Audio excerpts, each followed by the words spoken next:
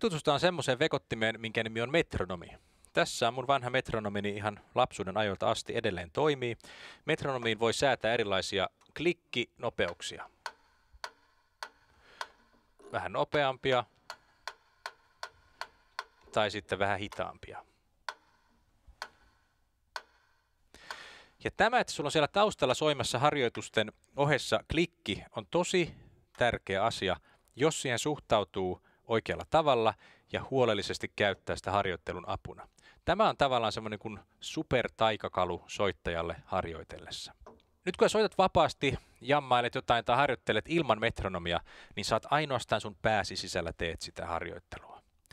Mutta silloin, kun sä pistät metronomin käyntiin, niin tapahtuu erittäin tärkeä asia, eli sä alat suhteuttaa sitä sun soittamista jonkin tämmöiseen ulkoiseen tekijään, ulkoiseen kiinteään pulssiin, mitä vasten sitten sä alat hioa sun tekniikkaa. Ja tää on tosi tärkeää, sillä se kehittää sitä sun kykyä arvioida sun omaa soittoasi. Se tekee soittamista tarkempaa, jos oikein käyttää, niin vie sun tekniikkaa eteenpäin melkeinpä kaikilla mahdollisilla tavoilla. Se auttaa myös kappaleiden harjoittelemisessa. Eli perinteinen tapa on tietysti se, että soitetaan esimerkiksi asteikoita. Laitetaan tänne joku vaikka lukemaksi 100 ja sitten aletaan soittaa.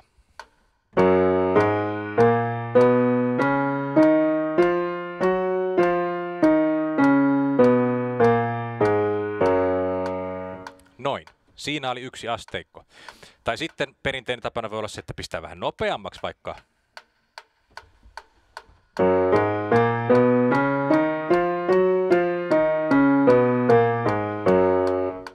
Mutta tämä on se yksinkertainen tapa, joka ei sinällään niin kuin ole hirveän tehokas vielä sellaisenaan. Eli metronomi on tämmöinen fyysinen äänen tuottaja, mutta sen lisäksi se on tällainen, kun sä käytät sitä oikein, niin sen opit hahmottamaan erilaisia aika-arvoja, erilaisia rytmiä niin kuin sisäisesti. Sä opit ymmärtämään niitä, kun sä käytät metronomia aivan tietyllä tavalla. Ja mitä se tietty tapa tarkoittaa? On se, että sä ymmärrät, että mitä sä metronomiin laitat soimaan. Esimerkiksi asteikkoharjoittelussa niin hyvä tapa, niitä on muitakin, mutta yksi hyvä tapa on esimerkiksi se, että laitetaan sinne metronomiin joku lukema, joka kuvaa 1/4 nuottien pituutta. Sä tiedostat sen heti alkuun, että se on 1/4, mikä metronomista kuuluu. Tämä on 1/4.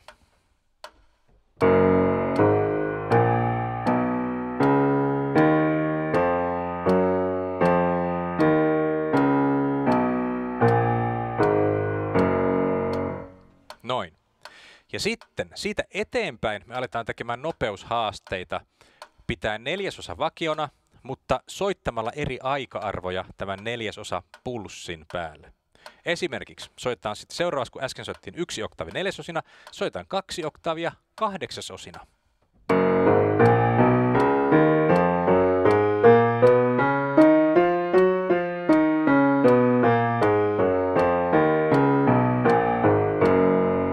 Noin. Tässä jo sellaisenaan on haastetta aloittavalle soittajalle, että ymmärtää 1/4 ja 8/osan eron, puhumattakaan siitä, että pystyisit liikuttamaan sormia niin nopeasti oikeassa sormijärjestyksessä, että se 8/osakin osuu sinne kohdalleen. No sitten haaste voi kasvaa. Sitten kun 8 ja 4 on selvinä, pidetään edelleen 1/4 metronomi ja soitetaan 8 trioleja, 3 oktaavia.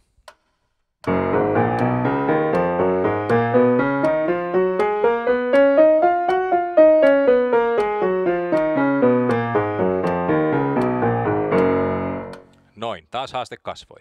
Voidaan mennä eteenpäin haasteessa 4 oktaavia 16 osat. Metronomi on vakio, se antaa aina 1/4 pulssin.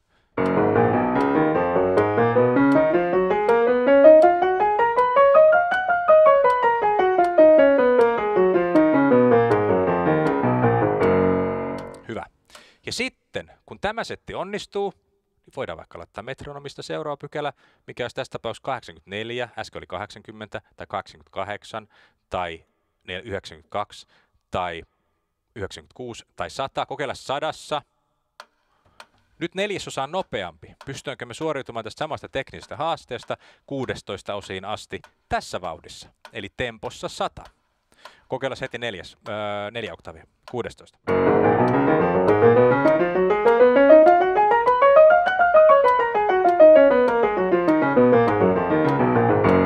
Onnistui. onnistui. Mutta sitten metronomia voi käyttää myös kappaleissa sen vahvistamiseen, että osaako kappaleen todellakin sujuvasti. Koska kun soittaa pelkästään mielestä, niin silloin usein on sellainen fiilistä, no ei se nyt niin justiinsa, että jos se vähän venyy joku tahti tai biitti tai joku aika-arvo, niin ei se nyt niin justiinsa, koska mä pääsin siitä eteenpäin. Mutta metronomin avulla sä voit oikeasti tällaisen ulkoiseen joustamattomaan tekijään suhteuttaen mitata sen, että no onnistuuko se kappale. Esimerkiksi tämä kappale, mitä mä oon nyt harjoittelemassa, mikä vielä ihan ei ole valmis, siinä tempossa, mitä mä haluaisin kokeilla, tempossa 80.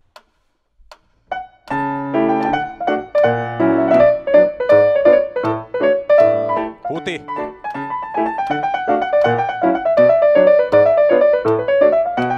Huti.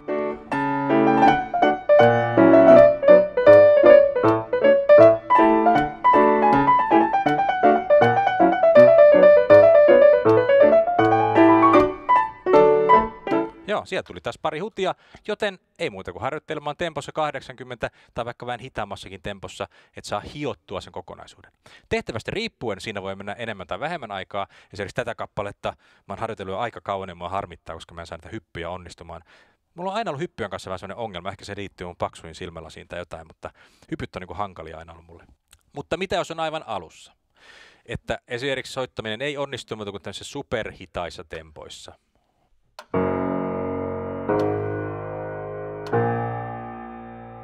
Joo. Etenkin kappaleiden suhteen niin vähän vaikea kuulla tommosia superhitaita tempoja. Eli se semmoisen selkeän tempon kuuleminen niin alkaa ehkä jostain sieltä 50 vähän korkeammalta. Jostain tuolta. Tätä alkaa niin kuulla sillä aika ennakoitavasti korva. Mutta mitä näissä alemmissa tempoissa tehdään? Jos sä harjoittelet kappaletta vasta tempossa 40, mitä tehdään? Silloin sä tuplaat metronomin tempon, esimerkiksi 80. Ja rupeatkin laskemaan, tavallaan metronomin tulee tuplatempo, ja sinä soitat kuitenkin samaa vauhtia, eli 1, 2, 3, 4, 1, 2, 3.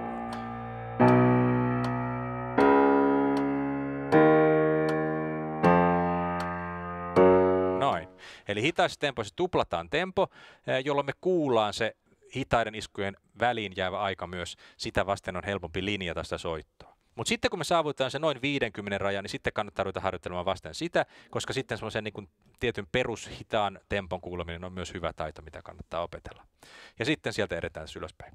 Missä on se raja, että sulla on niin kuin mukava soittaa, varmalla fiiliksellä se, mikä se tehtävä onkaan.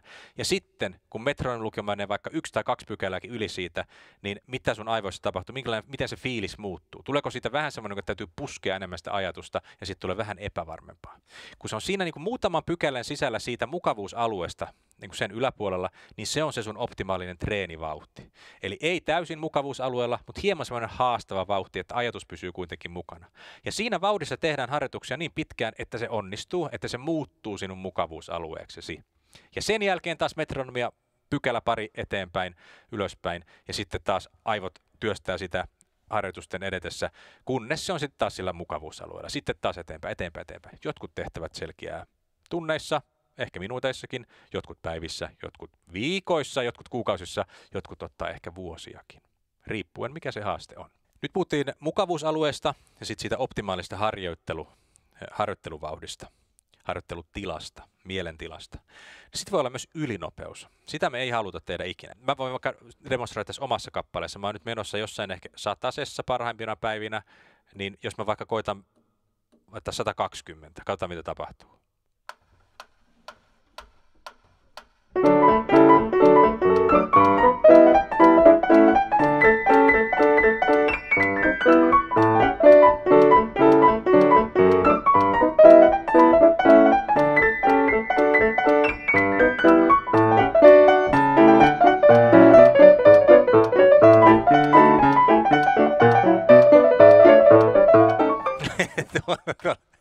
Toi on liian nopea. Sitä on ihan turha yrittää tuommoisessa vauhdissa, koska sä et pysty hyppäämään, kukaan ei pysty hyppäämään kerralla hirvittävän monia pykäliä siitä niin kuin optimaalista harjoitusvauhdista sinne ylinopeusalueelle. Se pitää työstää askel kerrallaan. Eiks niin? Okei. Muista, nopeusraja Nopeusraja menee siinä, mikä on mukavuusalueen ja optimaalisen harjoittelualueen jälkeen. Ylinopeudella me ei haluta harjoitella koskaan. Siitä ei ole mitään hyötyä. Mikä se tavoite metronomin käyttämisessä kannattaa olla? Että mikä on se tavoitetempo, mihin pyritään? Se riippuu täysin tietysti yllätys tehtävästä, mutta jos ajatellaan vaikka kappaletta tai jotain teknistä juttua, minkä sä haluat osata tosi sujuvasti, niin mieti, että mikä on se on niin kuin taiteellisesti, ilmaisullisesti sopiva vauhti. Koet erilaisia tempon numeroita ja hyräilet vaikka sitä kappaletta mielessä. Mietit, mikä voisi olla semmoinen niin kuin hyvä, sopiva vauhti, että se kuulostaa mielekkäältä se kappale. Ja sitten, tai sitten jossain tietysti nuoteissakin saattaa lukea joku tavoite jo valmiiksi. Mutta sitten sun kannattaa asettaa sun oma harjoittelu tavoitteesi, kannattaa asettaa ehkä noin 10 tai jopa 20% korkeammalle sen vauhdin suhteen. Jotta sä pystyt neutraloimaan semmoisen tavallaan kuin epävarmuuden mahdollisuuden siinä suorituksessa. Eli jos tässä on sun tavoite, että sä saat vaikka menee sadassa metronomin lukemassa, tempo lukemassa 100, saat menemään jonkun kappaleen tai harjoitteen, niin ajattele, että se on se, tavallaan se ilmaisullinen, lopullinen tulos, missä sitten esität sitä, suoritat sitä sitten niin normaaliolosuhteissa.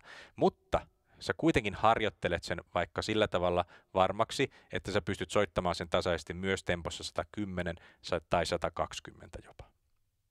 Silloin sä luot itsellesi semmoista niin toimintavarmuuspuskuria, koska etenkin kun rupeaa vaikka esittämään jotain kappaleita, niin silloin me aina tarvitaan ekstra resursseja meidän ajattelukapasiteetista, koska osa siitä energiasta menee siihen jännittämiseen, siihen suorittamiseen, siihen tilanteen hallintaan. Niin silloin, jos sä oot taitoisi rakentanut valmiiksi tämmöistä varmuusvarastoa tempon metronomin avulla, niin silloin sä voit olla luottavaisen mielin, että no, kyllä se nyt siinä hitaammassa tempossa ainakin menee, koska mä osaan ajatella sen myös hieman nopeammassakin tempossa sitten harjoittelutilanteessa. Muista, soittaminen on ajattelua.